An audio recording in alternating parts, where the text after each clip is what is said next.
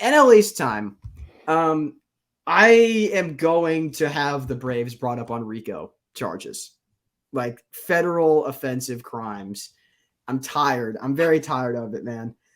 I am a fan of a team that people love to go, how do they get away with it all the time? The card, I'm like, we're getting away with like a 26-year-old being a 2-win player, which, like, there are, as you mentioned, many other teams that would love to do that. The Braves are doing it on steroids, like Mark McGwire breakfast regimen steroids. It is unbelievable. Strider just came out of nowhere and with a 14 K9. Michael Harris comes out of nowhere as a 5-win player and plays good defense at arguably the first or second catcher, shortstop, center field. One of the 3 most important positions in the field. They trade for Sean Murphy. Like, Sean Murphy's hitting 8th in that lineup. And just, it just feels I feel presently that same inevitability with Houston that I feel that right now with Atlanta. Like, their lineup finally has that, except maybe shortstop. It just feels inevitable. I think the Braves are one of the few teams who can rival the Houston Astros in the conversation of best roster in Major League Baseball. Yeah. Unbelievable. Well, and like the biggest thing for them, and again, I don't want to become like a cliche machine because you really could say this about all 30 teams, but like if they stay healthy, then it's going to be difficult. But like the two Ozzie Albies and Acuna both have had a lot of injury stuff over the last couple of seasons, which has definitely hurt them a little bit, but not enough to make them like a bad team even. And like Austin Riley turned into a 6-win player last year. It's like, you know what I mean? So like they just have an insane offense, one of the best offenses in baseball. As you said, one of the better rotations in baseball as well. And the emergence of Strider last season, like year 2 Strider is going to be super fun. What's his face could come back this year too, finally. Michael Soroka. Like he was a darn good pitcher pre-injury, and now he's like supposed to come back, and they can ease him in all they want. They don't need him to go out there and throw 150 innings this year. That is the single most annoying thing about this is it was like, if you had it was like, oh, who's going to be the Braves 5 starter? We don't really know. It'll be sort of an open competition in spring training. And yeah, we're going to have a couple guys just literally throw like 1 ERA over 30 innings in spring training. Both of them. Oh, and they both have like an 11 K9 in spring ball and aren't walking anyone either. Awesome. That's so awesome for you guys. I'm so glad that you guys just have this embarrassment of riches at your disposal. Like Dylan Dodd and Jared Schuster, like there's probably a 3 or a 4 starter on 20 other major league teams. Yeah. And maybe a 2 on about 5 to 10, which is, and it just is so, and it just, they never leak anything. Everyone gets that notification from the @Braves. It's that long ass press release. And it's, oh, wow, this guy's going to be making, minimum wage actually. And he's still donating a percentage of his salary to the Braves Foundation.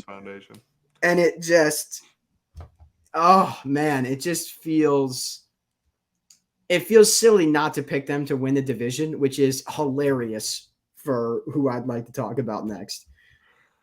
Who do you want to talk about next? The Mets? I want to talk about the METS Mets. Yeah. Okay, yeah. So Pacoda has them winning the division at 94 games. The Mets, I'm going to start with this. Okay, I think the Mets are going to be very good this year. I will say, okay, they're going to be very good. We got that out of the way. They're going to be a very good ball club. I will say, I do think that the Mets, with all the loud noise and whatever that they've made over the last 2 seasons, and especially this past offseason, there are still holes on this roster. Like, this is not like, oh, they spent, like they're going to be spending $1 billion, like on $1 billion payroll. So that just means that they have like no holes on this roster and they're comfortably the best roster in baseball. Like, that's not true.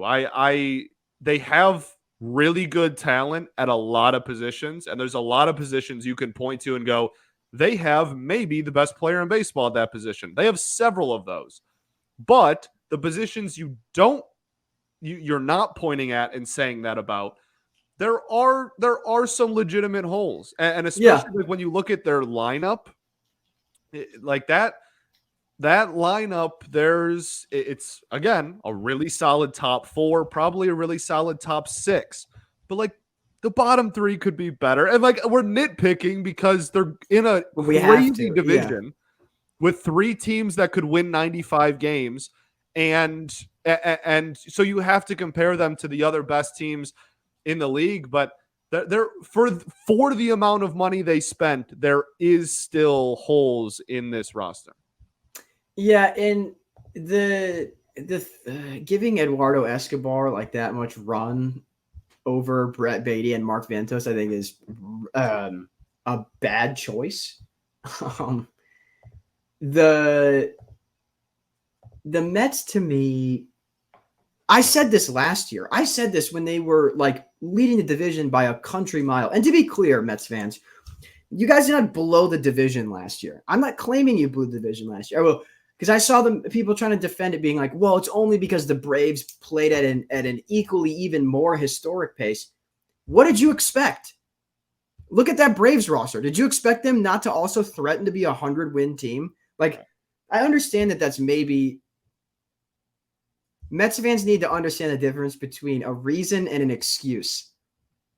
And for the amount of talking that you do, that you reap what you sow. That has to come to harvest eventually. And I just think that I said this last year when they were winning division by, what was it, a 10, 11 games in like early midsummer.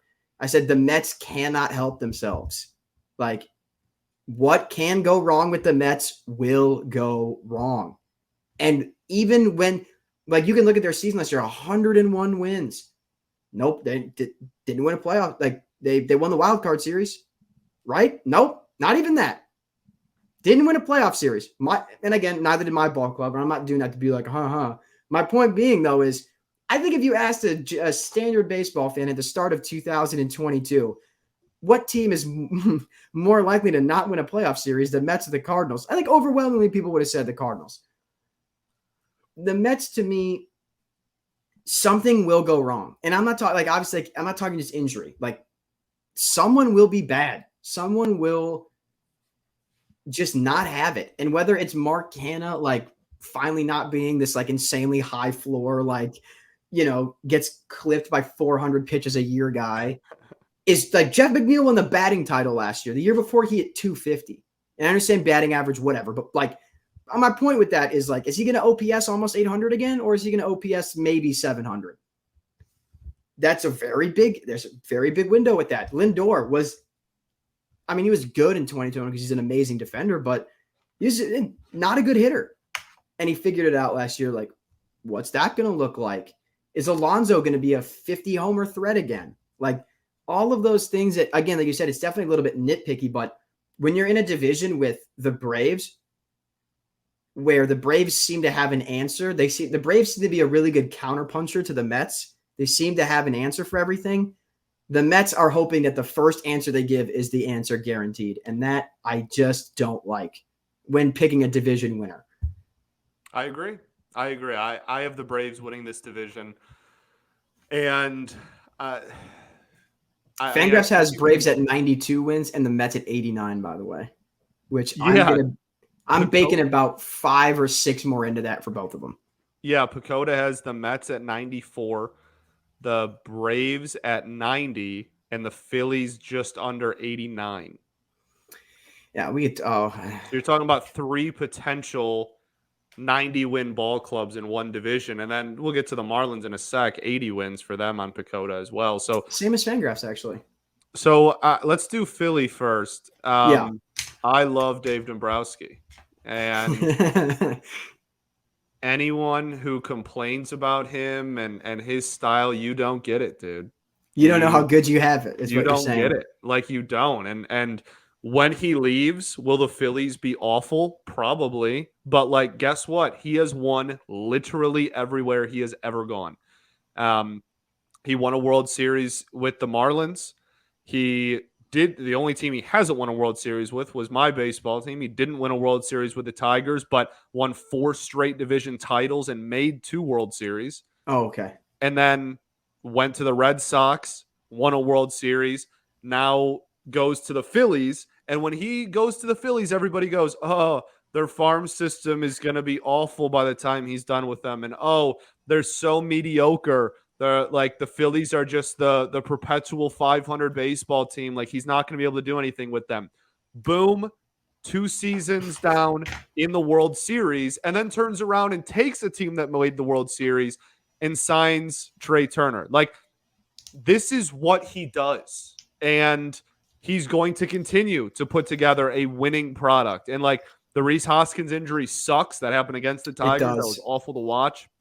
Yeah, but the second you watch, non-contacts are always tough to watch. So, but like, guess what? He's gonna figure it out. Like Dave's gonna figure out how to like at least somewhat fill that void. And like they are, it is all winning right now, all the time with Dombrowski, and he does it better than anyone ever has done that in the history of Major League Baseball. And this is no different. And like again, you took a team that made the World Series, you added a 2-time All-Star closer and one of the best shortstops in baseball. Like you're looking okay. You're gonna be pretty solid. If they won the division, it wouldn't shock me. It's not. I expect them to be third. I agree with this. I think they're still over 162, probably a notch below the Braves and the Mets, but we've seen it just last season with the Phillies, and we've seen it so many times before with so many other teams. You just got to make the postseason in baseball, and then anything can happen. And I fully expect the Phillies to make the postseason and then for anything to happen. How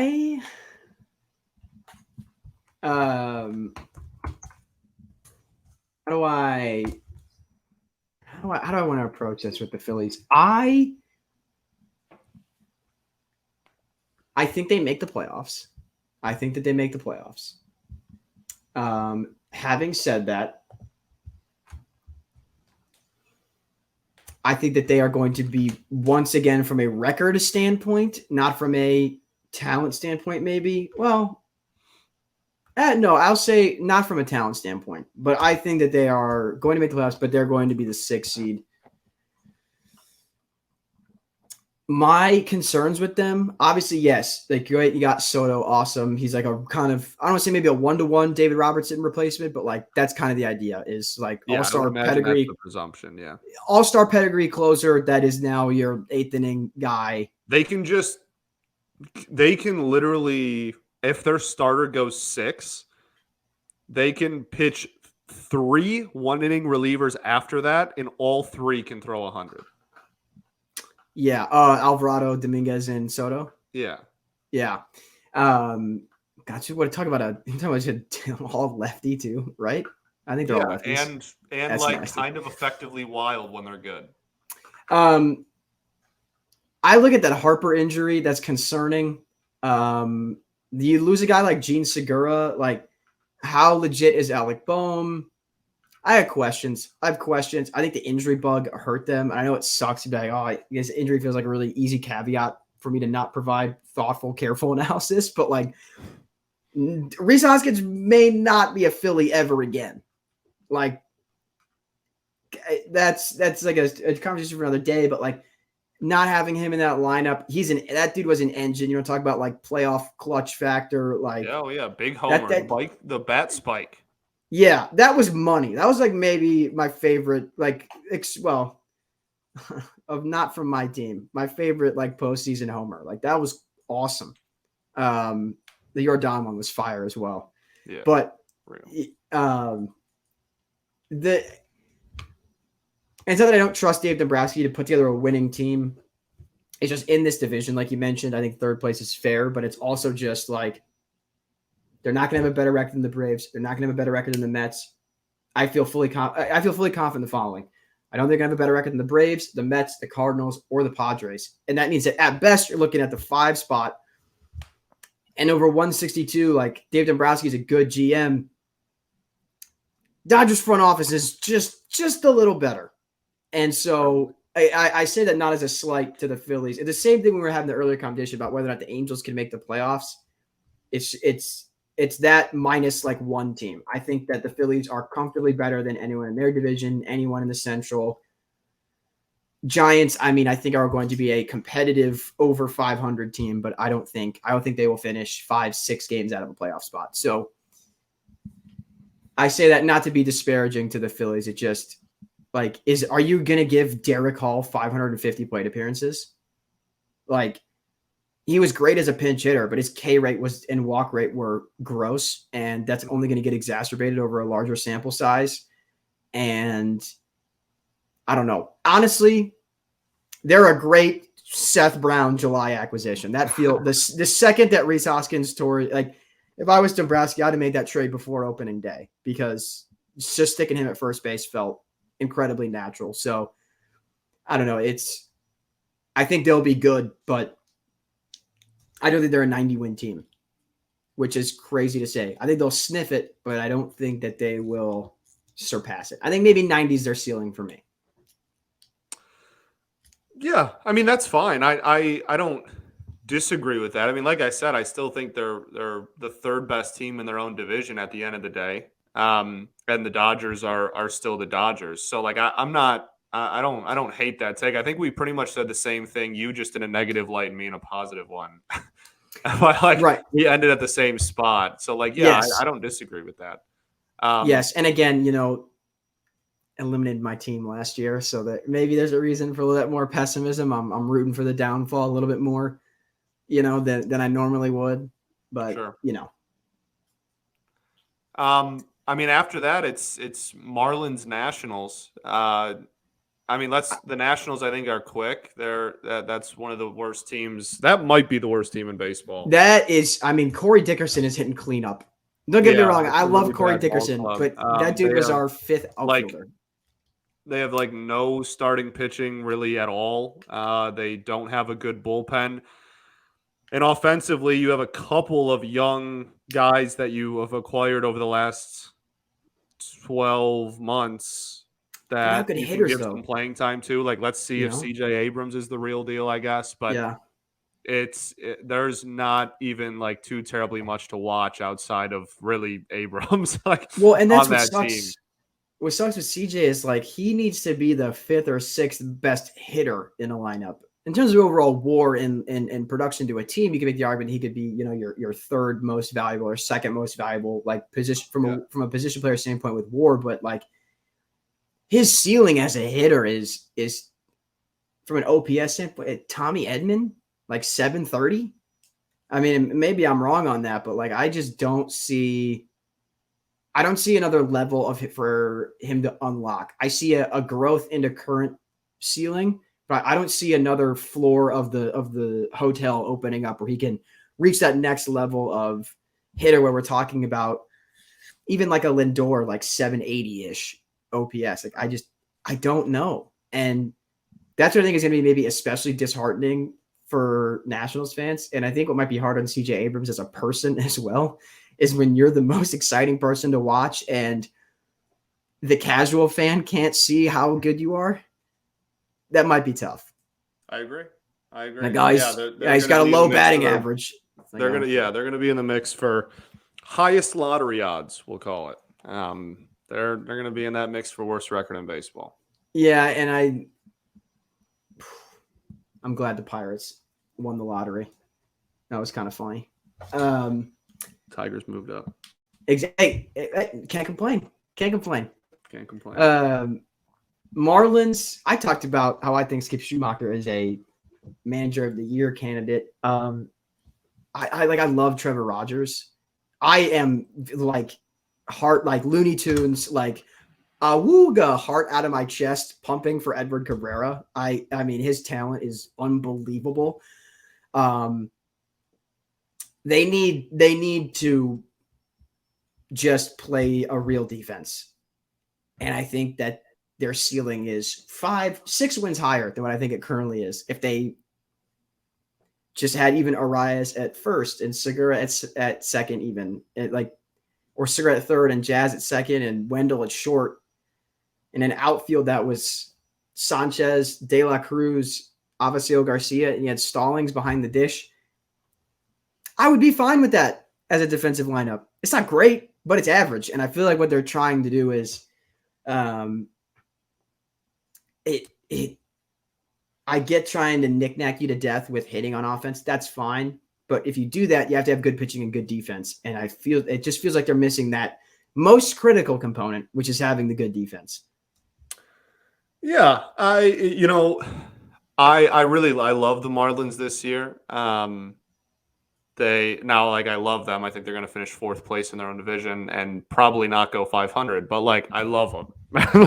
Yeah, they have such good and deep pitching, and I kind of, we've talked about this before on air, but everybody is kind of going left and they're kind of going right offensively. They acquired probably the most prolific, true contact hitter in baseball, maybe even as far as no power, all batting, or raw hit tool. Yeah.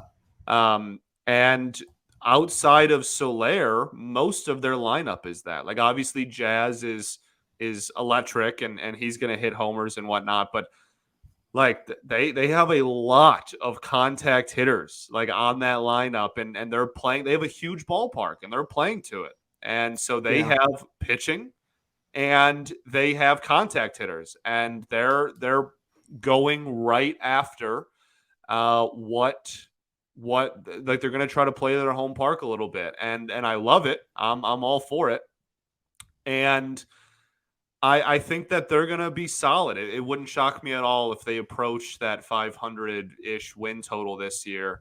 I'm very, very excited to watch the Marlins. I don't, they're not going to make the playoffs or anything. Yeah, they're not going to make the postseason or anything, but I'm very excited to watch them and see what this product looks like. So my thing is, we talk about, a lot of their lineup and stuff. It's frustrating as someone with fantasy and real life vested interest in guys like Jesus Sanchez and Brian De La Cruz. These are guys that you can add to the lineup that complement those really good contact hitters because they play good enough defense and they have pretty good, a good enough plate discipline, and they hit the ball hard. And it feels like they want to have, I get what you're saying, that they're going right when everybody else is going left a little bit, but it also feels like they've got their hands in both cookie jars at the same time. And so they're not getting as many. I'm really going to go down the rabbit hole of this analogy, but not getting as many cookies because because if you have one hand in each, you can't get the big armful of one or the other. And I would love it if they took that all the way and were we're going to trade for Tommy Edman and he's going to play center field for us or left field, and then we're going to. In a world where you could just zap Brendan Donovan onto that team too, another just insane high contact, no power guy. If they were to go all the way down that route and get that big armful, awesome. But when you're still putting guys like Avisail Garcia, Jesus Aguilar is getting regular ABs, it's clear that you still want both of them. And if you want to go that route, it has to be young guys. The same thing we talked about with Oakland of if you're not going to be a winning ball club, but you're going to be at least a fun to watch team, you want the guys that are playing in the lineup every day to be Jesus Sanchez, who's 23, De La Cruz is 26. Arias is at least young enough where I think he'll be on the Marlins in their next competitive window. Yeah. It's about having guys like that. I didn't hate the Segura signing, but I'm mainly speaking more towards guys like Avisail Garcia and Jesus Aguilar. I get that they paid them some money, but I don't know. It's just, I think that the next phase for them is really embracing the youth movement. And so they've kind of set it up where they're kind of forcing those guys to play their way into playing time, which I respect. I like, I get, but how much of that is Boomer, let's look at a light of fire under him so they get it into gear. How much of it is that and how much of it is legitimately needing to see something more? And I hope that it's the latter.